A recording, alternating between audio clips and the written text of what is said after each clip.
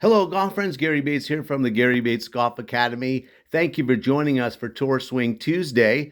I'm a PGA teaching professional and certified V1 video analysis coach. Up here we have Dustin Johnson, obviously one of the great players in the world, ranked second right now. And I want to ask you for your help today as we look at his swing from 5 years ago on the left to this summer at the Travelers. So I want to see what you notice as the differences, and I want to point out some that I saw. And we're also going to use the Golf Machine Homer Kelly book as to classify some of the positions in the golf swing. And then I want to tell you a little story at the end about Mac O'Grady, who I learned some of this from. Very interesting. Okay, so in this setup, P1, ball position forward, right? That's right.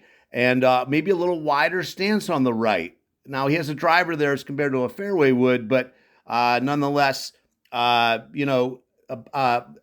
the same, left heel, right? Now, on the right, you see a couple things, too. He's a lot bigger, right? So this emphasis on fitness and conditioning and weightlifting, certainly he looks different 5 years. But he has some very similar motion. Now, one of them is this trigger with the head movement and the hands moving ahead. By the way, his grip looked very similar. As he gets back here, left arm parallel to the ground, good hinge. I like that.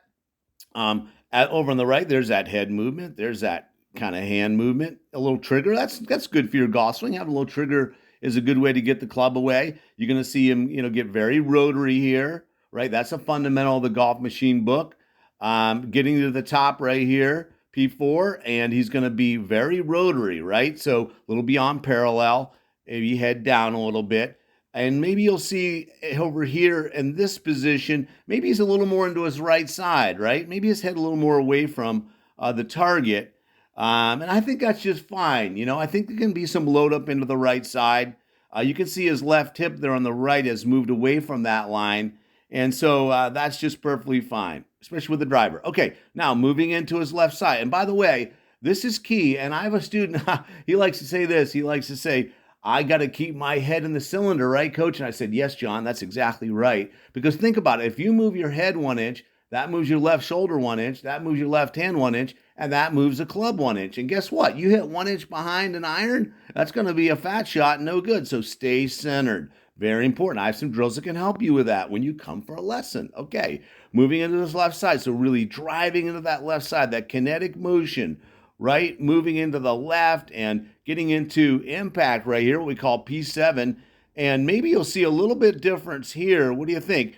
That impact there, that left leg strengthening, that's a power move. Left leg straightening, not strengthening, although it's probably strengthened too. And so that's a move you see in the longer hitters, which he certainly is. Maybe not as much head compression over here on the right, but you still see that left arm and shaft realigning, just nice rotary motion right there with his hips, which is a big power source in your golf swing.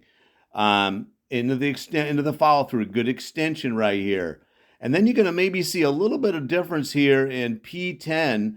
I missed it right there. Let's see if I can bring it back. You'll get to see his swing in entirety right there. Okay, so maybe just a little bit more reverse C right there, right? And maybe over here, a little more straight up and down. I think as you get older, you want to be in that position, right? You don't want to really be leaning back in that reverse C position. So that's another change I see here in P10.